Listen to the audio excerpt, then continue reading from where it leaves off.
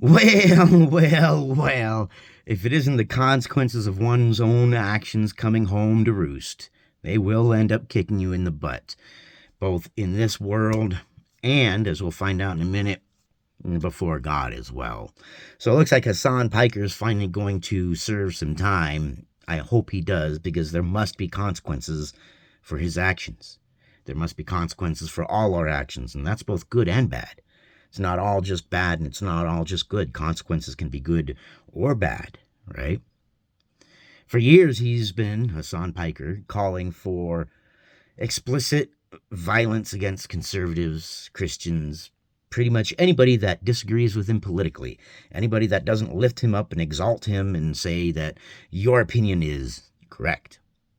But you see, God gave us this gift, the gift of discernment and the gift of free will. Now, the gift of free will is a kind of double-edged sword there.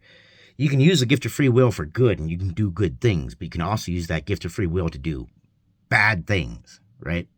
2 Corinthians 5:10 says that we all must sit before the judgment seat of Christ, so that way we may receive what is due us. What is due us for all the things that we have done while in the body, both good or bad. And what we reap, we sow. We sow what we reap. There we go. That's what I meant to say. And that gift of free will that God gave us is either going to save you or condemn you, because everything that you do here, you answer for up there. But also on the flip side, that doesn't mean that you don't answer for it here, because the Bible tells us that we live within the laws of our land, and that we have the consequences of breaking those laws in the land. And Hasan is going to face consequences both here and before the Father. So before you act and before you do things and before you say things about people, maybe realize that you have to give an account for yourself for what you do. And as you see these people doing these other things, realize they have to take an account, because it will give you a bit of an effect on yourself, like, he has to give an account. So do I. How am I going to give my account? What am I going to say?